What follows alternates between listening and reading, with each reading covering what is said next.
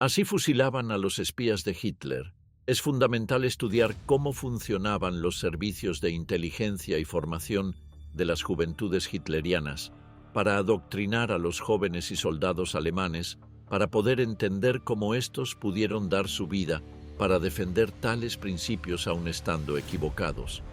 Esto le ocurrió a la mayoría de los niños y jóvenes formados por los nazis, los cuales incluso acusaron a sus padres de traidores. A mediados de julio de 1941, un suboficial de la Wehrmacht escribía a su casa desde el Frente del Este: «El pueblo alemán debe mucho a su Führer, pues si estas bestias, que son nuestros enemigos aquí, llegasen hasta Alemania, los asesinatos que habrían tenido lugar no se habrían visto en el mundo antes. Lo que hemos visto no podría describirlo ningún periódico. Esto roza lo increíble. Incluso la Edad Media no puede compararse con lo que ha ocurrido aquí. Y cuando alguien lee el Stürmer y mira las fotos, esto es solo una pálida ilustración de lo que vemos y los crímenes cometidos aquí por los judíos.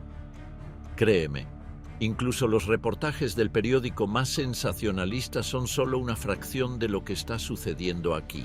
La llamativa inversión de la realidad, que atribuía la inaudita brutalidad de la Wehrmacht y de las SS a sus propias víctimas, fue el aspecto más característico del soldado alemán al adaptarse y aceptar sus acciones en la Unión Soviética. Bienvenidos a Frontline War Memoirs. Efectivamente, podemos decir que, con probabilidad, era el medio más eficaz de superar los escrúpulos morales que muchos de los soldados y oficiales de la Wehrmacht pudiesen conservar a pesar de los largos años de adiestramiento ideológico. Esto fue lo que le ocurrió a muchos jóvenes adoctrinados por los nazis, donde se incluye Heinz Petri, un joven espía alemán que se convirtió en uno de los más emblemáticos al ser filmado su fusilamiento por un pelotón estadounidense una vez fuera capturado. Este joven es precisamente un representante de esta percepción distorsionada de la realidad, la que nos da la medida del éxito de la propaganda y adoctrinamiento nazi. No se esperaba del soldado alemán que se convirtiera en ideológicamente comprometido con alguna forma de teoría o dogma nacionalsocialista. Si bien el régimen quería que los soldados aceptasen su Weltanschauung, esta nunca pretendió ser un conjunto de ideas sólido y coherente, sino más bien una serie de eslóganes derivados de sus acciones y guía de estas. Los temas centrales de la ideología nazi, el racismo, el antisemitismo y la construcción de un Lebensraum en el Este, así como de un armonioso y racialmente puro Volksgemeinschaft en la patria, gobernado en consonancia con el Führerprinzip, tenían gran afinidad con los modos de pensar, los principios organizativos, las tareas autoimpuestas y los ideales propios del ejército. El nazismo y los militares tendían a idealizar la batalla como la prueba suprema del individuo y a considerar la camaradería de todos los soldados, la llamada Kampfgemeinschaft, como el modelo perfecto de la organización social.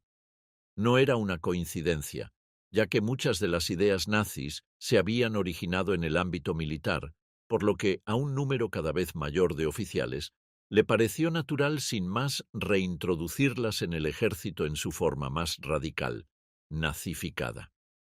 La tendencia de los nacionalsocialistas a acentuar la acción más que la teoría correspondía muy bien también a la mentalidad militar.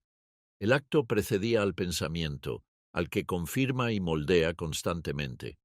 Con todo, no se trataba de un punto de vista pragmático, pues subyaciendo a la acción había unas cuantas creencias y dogmas esenciales e inamovibles que ninguna prueba empírica podía refutar, en particular si no se basaban en un análisis racional o en una construcción lógica, sino en la fe.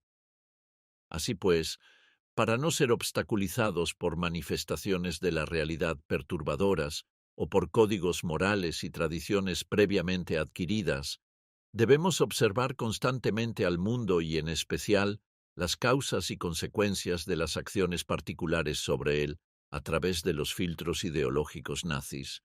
Este tendió a convertirse en una profecía autocumplida, por la que, actuando de una manera percibida como necesaria para la situación, se esperaba crear realmente esta, confirmando las propias expectativas y justificando las propias acciones. La confusión entre causa y efecto fue de hecho inherente a la guerra en el Este y constituyó un componente vital de su energía destructiva. Esto arraigó profundamente en la memoria colectiva alemana de la guerra. Las características distorsionadas de los torturados y masacrados sirvieron de pruebas de sí mismos en vez de pruebas de la inhumanidad de sus actos. La mayoría de los hombres que sirvieron como tropas de combate en la Wehrmacht durante la Segunda Guerra Mundial eran niños o adolescentes, como Heinz Petri, cuando Hitler llegó al poder en 1933. Un soldado que tuviese 18 años en 1943 tenía solo 8 cuando los nazis habían tomado el poder.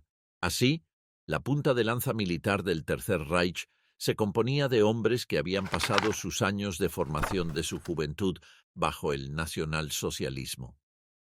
Esto tenía una importancia especial porque la primera y principal preocupación del régimen era el adoctrinamiento de la joven generación alemana en el sistema educativo oficial, y en especial en las filas de la Hitlerjugend, achacata, Juventudes Hitlerianas, y del Arbeitsdienst, u oficina de trabajo. Expuestos a la influencia de estas nuevas y atractivas instituciones a una edad muy impresionable, hay pocas dudas de que los jóvenes que se iban a convertir en las tropas de la Wehrmacht fueron moldeadas en gran medida por el espíritu del nazismo y preparados para el tipo de guerra que el régimen estaba decidido a hacer. Las HJ obtuvieron mucho de su encanto al oponerse abiertamente a los centros de autoridad tradicionales, la familia y la escuela, y presentándose a sí misma como un movimiento juvenil rebelde, decidido a destruir un presente formal y anacrónico, con el fin de crear un brillante futuro lleno de aventuras y promesas, pero también como un cuerpo altamente devoto y disciplinado de seguidores unidos por una única causa y dirigidos por un líder casi divino. Esta combinación de rebelión contra las formas e instituciones antiguas, una estimulante y fanática devoción, este compromiso de destruir el presente y construir el futuro, este deseo de desobedecer las viejas reglas y dirigentes, pero, aún así, seguir ciegamente a los nuevos, a actuar más que a pensar, esta celebración de vitalidad juvenil acompañada por una fascinación hacia el nazismo. El régimen se hizo con la lealtad de los niños y jóvenes alemanes, confiándoles unos tremendos poderes destructivos. Algunos se hicieron enseguida lo suficientemente mayores como para ejercerlos contra los enemigos exteriores reales o supuestos del Reich. La generación más joven quedó confinada al círculo familiar y a la escuela, donde funcionó como un cuerpo de agentes e informadores del régimen. Jochen Siem y Karl Hildebrand, de 12 y 16 años respectivamente, pasaron una niñez idílica en una aldea de Siegerland y estuvieron a punto de denunciar a sus padres a las autoridades nazis cuando chocaron con ellos a causa de asuntos familiares y creyeron que estaban traicionando al Reich. Fueron precisamente los soldados más jóvenes de la Wehrmacht los que más probablemente pudieron caer bajo la influencia del adoctrinamiento nazi antes de ser reclutados. Los jóvenes que tenían entre 6 y 11 años en 1933 pasaron largos años en las HJ y todavía tuvieron una buena oportunidad de hallarse en el frente durante la guerra. Es interesante constatar que el origen social de estos jóvenes parece haber jugado una importancia menor en la decisión de tomar postura con respecto del régimen y de lo que podríamos esperar de las pautas de apoyo al partido nazi antes de la toma del poder. Eugen Ocker creció en una aldea católica bávara y tenía 14 años cuando Hitler ascendió al poder, y ese mismo año se convirtió en un ardiente seguidor de las HJ.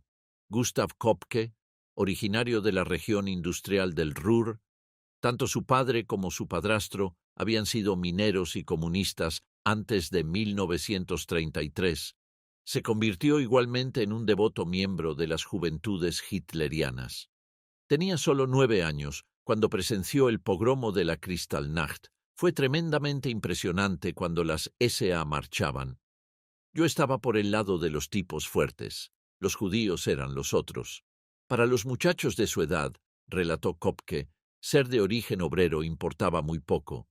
Fuertemente influido por la propaganda de tiempo de guerra, Kopke consideraba a los partisanos unos Untermenschen, y las críticas en su propio país contra el régimen una traición, estando a punto de denunciar a sus padres por hablar con Zwangsarbeiter o trabajadores polacos.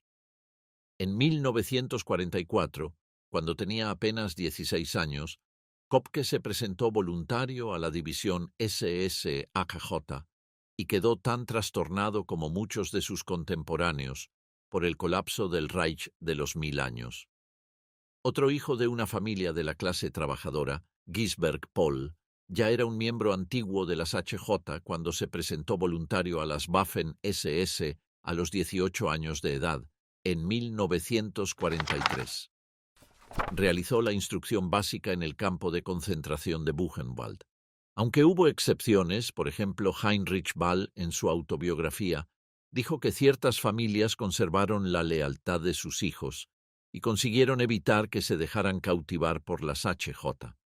Con todo, incluso en el caso de Ball, deberíamos recordar que sirvió durante 6 años en la Wehrmacht, la mayor parte del tiempo en el frente del Este, y aunque fue herido en muchas ocasiones, insistió en volver a combatir. Además, como revelan algunas de sus historias posbélicas, no estuvo totalmente libre de las opiniones estereotipadas sobre el enemigo introducidas en cada joven y en cada soldado alemán. No obstante, había muchos de estos jóvenes entusiastas entre los soldados y jóvenes oficiales de la Wehrmacht, poderosamente imbuidos de sentimientos racistas y de la noción de que la guerra representaba el clímax de la existencia humana. Todos los demás seguirán siendo seres desgraciados y repulsivos, individuos inferiores que rehúyen el peligro y que cuando la suerte está echada, sucumben a ese peligro. Las organizaciones juveniles del Tercer Reich fueron una herramienta de adoctrinamiento con el objetivo de convertir a los jóvenes en personas maleables, destinadas a servir al régimen como jóvenes y luego como adultos. Fueron creadas en 1922 como parte de las SA. Según los registros sobre los números de miembros de organizaciones juveniles nazis desde 1923 a 1939, la curva de ascenso es impresionante. En 1923, 1.200 jóvenes eran miembros y en 1932, 107.000. Las ideas racistas habían empezado a extenderse y arraigarse en Europa desde mucho antes. Ya en el siglo XVII, los pensadores y filósofos habían especulado sobre el advenimiento de las razas humanas. En 1854, el diplomático francés Arthur de Gobineau publicó un influyente libro sobre la desigualdad de las razas humanas. Según Gobineau, la raza aria era superior a todas las demás, aunque estaba amenazada por la mezcla de razas con los no arios, que no estaban a su altura. En tiempos en que el nacionalismo europeo y el imperialismo jugaban un papel más importante, esos pensamientos fueron bien recibidos. Inspirados por las teorías de Charles Darwin de la selección natural, es decir, que el individuo mejor adaptado es el que sobrevive, comenzaron los hombres de ciencia e intelectuales del mundo occidental a aplicar dichas ideas biológicas a sociedades humanas. El llamado darwinismo social contenía ideas según las cuales los fuertes tenían derecho a gobernar sobre los débiles. Un pensador de gran influencia fue el germano inglés H. S. Chamberlain, quien presentó en 1899 una visión según la que la raza aria, liderada por germanos, salvaría la civilización cristiana europea del judaísmo enemigo. En abril de 1933, el partido nazi intentó por primera vez arrasar con la economía judía. Una de las formas de proceder fue dejar que los muchachos de las juventudes hitlerianas o Hitlerjugend pegaran carteles de aviso en los comercios judíos. Este tipo de acciones contra médicos, abogados y comercios judíos tuvo lugar en toda Alemania. Delante de todas las tiendas judías, bufetes de abogados, consultorios médicos y apartamentos, hay jóvenes con carteles con textos tales como «No compres a los judíos», «No vayas a los médicos judíos», «Aquel que le compra a un judío es un traidor», «Los judíos son la mentira y la estafa personificadas». Uno de los eventos más atroces en contra de los judíos fue la matanza de Babi Yar. Esta ciudad, la más antigua de Rusia, fue escenario de una matanza de judíos por un comando alemán con auxilio de la policía de Ucrania. El 29 de septiembre de 1941, el día del Gran Perdón, y hasta el 3 de octubre, se liquidó con metralleta a unas 100.000 personas. Un tercio eran población infantil. Los cuerpos fueron apilados en un barranco. Si algunos respiraban, se les liquidaba con granadas. Después, los cuerpos fueron quemados y las cenizas dispersadas, ante la proximidad del Ejército Rojo, que se aproximaba para liberar Kiev, ciudad importante y cercana. Otro de los hechos que generó resentimiento en los aliados fue lo ocurrido en el pueblo de Lídice, donde la noche del 9 de junio de 1942, 300 hombres repartidos en 200 soldados alemanes de las SS pertenecientes a la guarnición de Slani y 100 checos colaboracionistas de la policía checa, rodearon el pueblo de Lídice y se dividieron en varios destacamentos. Allí se impartieron las últimas órdenes que decían: «Orden del Führer, Lídice será arrasado hasta el suelo y la población masculina fusilada». La mañana siguiente habían comenzado los fusilamientos de los varones. De 5 en 5 se los colocaba en un muro protegido por colchones para que las balas no rebotasen mientras las tropas abrían fuego. Un total de 171 varones fueron ejecutados. Sin embargo, según el empadronamiento municipal había 192 varones, por lo que faltaban 21. Lo cierto era que 8 estaban en la prisión de Kladno por sospechosos, así que fueron trasladados a Praga y ejecutados. Los otros 13 se encontraban fuera de Lídice ese día por cuestiones laborales, siendo 11 de ellos localizados y asesinados, mientras que los dos últimos, un molinero y operario metalúrgico, prefirieron suicidarse antes que caer en manos alemanas. El primero se ahorcó en su molinillo y el segundo se cortó las venas. Las mujeres y niños fueron cargadas en camiones con sus hijos y sacadas de Lídice. A las 11:30 de la mañana se prendió fuego a todo el pueblo de Lídice, edificio por edificio y vivienda tras vivienda. Hasta la pequeña iglesia de San Martino fue quemada. También se ocultaron los cadáveres de los hombres, enterrándolos en una fosa común, labor que hicieron unos esclavos judíos desplazados a la zona desde el campo de concentración de Theresienstadt, los cuales echaron grandes porciones de hierba sobre los enterramientos para borrar la huella. Cuando el pueblo acabó de ser destruido, los alemanes lo celebraron comiendo con alimentos que habían extraído del pueblo. También unos 1.600 judíos del pueblo Jedwabne, entre hombres, mujeres y niños, fueron asesinados del modo más cruel. Las víctimas fueron concentradas en la plaza y conducidas después a un pajar, donde fueron quemadas vivas. Los ancianos y niños que no podían trasladarse por sus propios medios fueron arrastrados hasta allí y arrojados a las llamas. Desde 1962, en Jedwabne, hay una placa que decía: «Lugar de martirio para el pueblo judío». La Gestapo y la Gendarmería de Hitler quemaron vivas a 1.600 personas. Durante muchos años, la masacre de Jedwabne fue adjudicada a un Einsatzgruppen de las SS. Toda esta ola de jóvenes formadas en las juventudes hitlerianas tuvieron su arraigo en uno de los sistemas de espionajes más feroz de la época. Aunque poco conocida, la historia del espionaje en el mundo es tal vez más evidente de lo que se pudiese pensar. Tanto es así que se remonta y se aplicó durante periodos históricos, en diversas culturas y hasta en ocasiones por actuación instintiva del ser humano en determinados contextos. Es por ello que se hace necesario explicar cómo se inició el arte de espiar, pero en el caso puntual de la Alemania nazi en 1933. Para eso, es necesario tener en cuenta los alcances y el impacto que se generaron durante y después del periodo nazi, lo cual ofrece una explicación al modo operacional y a los intereses en los que se basaba la captura de información, así como el legado generado a partir de uno de los periodos más conflictivos y hostiles de la historia de la humanidad.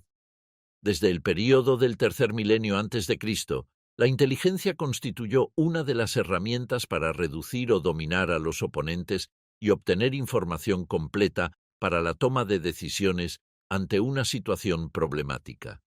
A mayor información menores, los riesgos y escenarios para que el enemigo pudiese actuar contra nuestra voluntad. El tema del espionaje militar en Alemania no era nuevo. Databa de la época de Federico el Grande, más exactamente en el siglo XVIII, lo que sugiere que desde este momento se gestaban intereses de espionaje. En el caso de Alemania, como se mencionó anteriormente en otros videos, el ascenso al poder de los nazis provocó el fin de la República de Weimar, una democracia parlamentaria establecida después de la Primera Guerra Mundial, siguiendo el nombramiento de Adolfo Hitler. Y fue precisamente, así como durante la Alemania nazi, sus dirigentes empezaron a promulgar el ideal de concentrarse en el mantenimiento del control sobre zonas y asuntos estratégicos que constituyeron las necesidades hegemónicas de Hitler en Europa Oriental, situación que partió en dos los intereses de los dirigentes para aquel momento.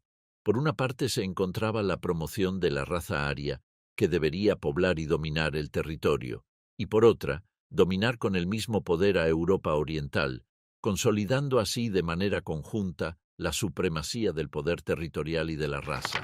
Esto obedecía al convencimiento y liderazgo de Hitler, a lo que se sumó la fe innata que sus seguidores y colaboradores le proferían, quienes compartían no solo sus ideales, sino también la determinación a la hora de decidir sobre cualquier cosa con cabeza fría y sin ningún tipo de remordimiento sobre el destino de cualquier ser, de acuerdo con sus intereses y necesidades.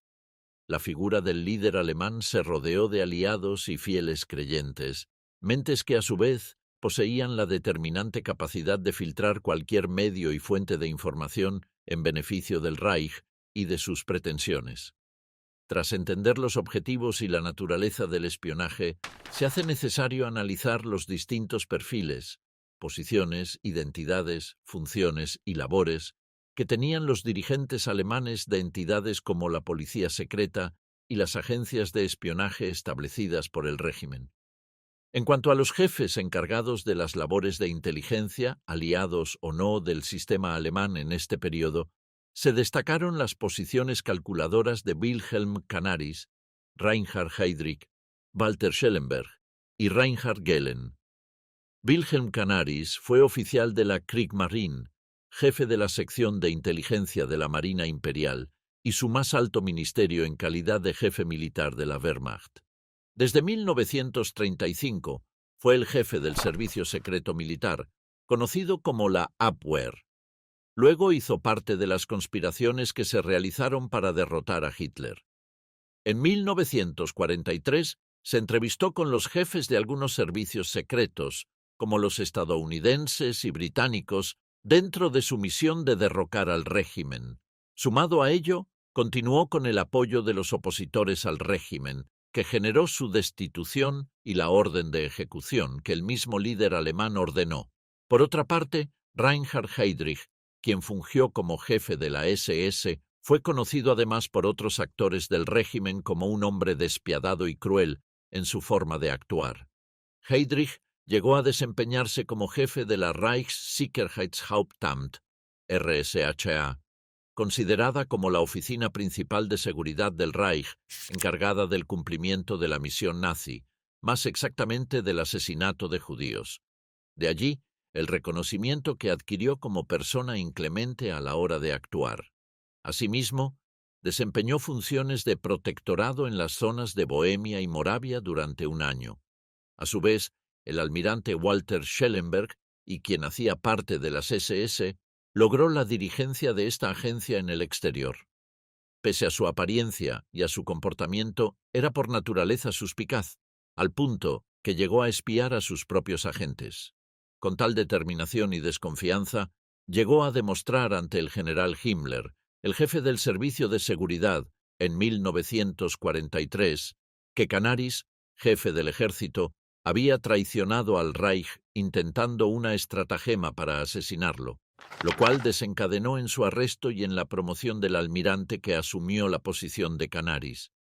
Por otro lado, Reinhard Gehlen llegó a ser considerado el agente más eficaz, meritoria mención gracias a sus labores al mando de la artillería de la preguerra, así como al convertirse en el ayudante del general Halder, quien para ese entonces ejercía el cargo de jefe del ejército. Gracias a sus méritos, llegó a estar al mando de los ejércitos extranjeros al este, conocidos también como FHO, que tenían la misión de reunir la información en el área militar de Europa Oriental. Atendiendo a su alto grado de disciplina, constancia y exigencia, llegó a consolidar un organizado grupo de agentes que, gracias a sus destrezas cuidadosas a la hora de recolectar datos, estructuraron de forma detallada las formas de actuación y la capacidad de las fuerzas soviéticas. Por otra parte, la Gestapo contaba también con divisiones encargadas del espionaje.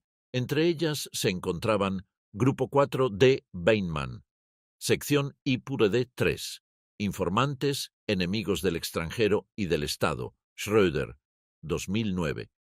Igualmente, el Grupo 4E, Walter Schellenberg, Sección IB1, Asuntos Generales de Defensa, entrega de reportes acerca de alta traición, seguridad de las fábricas y guardia aduanera, Lindau. Sección IB2, Asuntos Generales de la Economía, Defensa y Espionaje Económico. Tras la llegada al poder de Hitler, se establece la Gestapo, Geheime Staatspolizei, creada como filial y aliada de la Abwehr.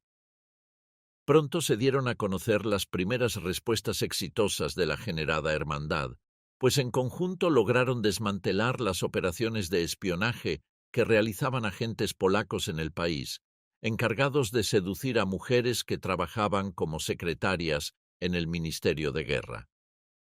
Al empezar a cosechar éxitos y en respuesta al fortalecimiento de la capacidad en seguridad y control ejercido por Alemania en este nuevo periodo, que buscaba la soberanía suprema, se otorgaba no solo seguridad, sino un aire de confianza que tendería a desaparecer cuando el periodo de gobernanza de Hitler llegara a su fin. La cooperación entre Alemania y algunos de sus aliados le ofrecía la posibilidad de situarse y posicionarse, con su aprobación, en sus territorios. Con ello, el poder alemán no solo se acrecentaba, sino que además favorecía a sus aliados, aunque mayormente a Alemania, si se tienen en cuenta las necesidades hegemónicas que ésta tenía con respecto al interés de sus aliados, que se centraban en derrocar a un gobernante interno. De allí surgen dos objetivos del primer actor expansivo fuera de sus dominios soberanos, territoriales e independientes, y un interés del segundo, que es interno y no sobrepasa su propio territorio.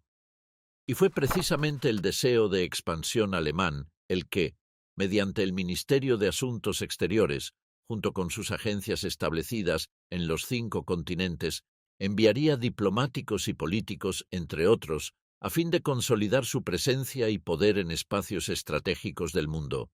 Teniendo en cuenta lo anterior, se infiere la intensa actividad de funcionarios alemanes en una gran parte de los países a lo largo y ancho del globo, los cuales, fieles y creyentes de su poder y mandato, se establecieron en zonas neurálgicas que buscaban con el tiempo el acceso tanto a industrias como a territorios considerados objetivos, a fin de contrarrestar su capacidad de acción y coaccionar su actuar frente a los enemigos para lograr imponer el dominio y la supremacía. Alemania se encontraba en una fase de potenciación, con la fiel convicción de la construcción y consolidación de la autosuficiencia.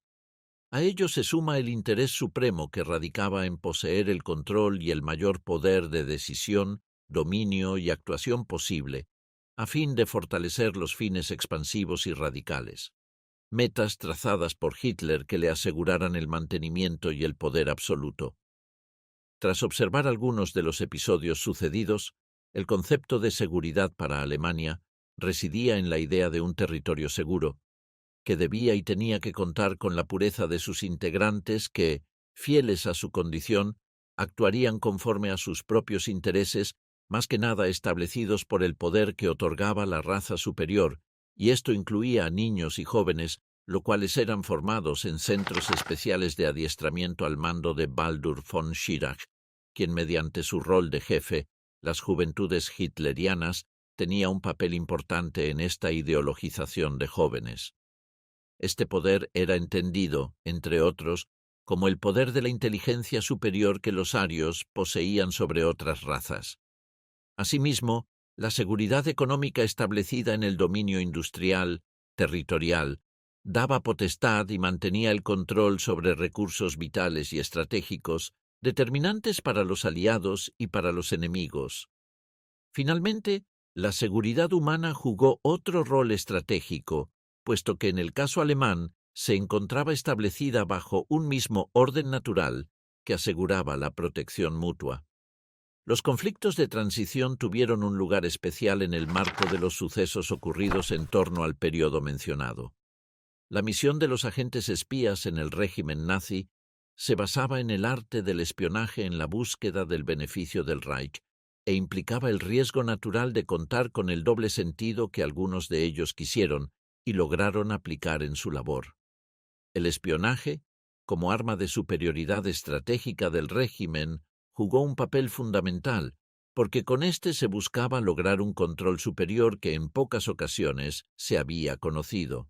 Esto concluye tras conocerse cómo la misión expiatoria se extendió por 5 continentes de manera simultánea, lo que demuestra la intensidad de la necesidad de poder, dentro de límites que sobrepasan la hegemonía, dada la marcada ambición que pretendía poco a poco adaptar y posicionar el control nazi en zonas remotas e inimaginables, algunas de las cuales para su momento no tendrían mayor incidencia en la toma del poder, pero que más adelante llegarían a ser determinantes en el ajedrez que Hitler diseñó para Alemania.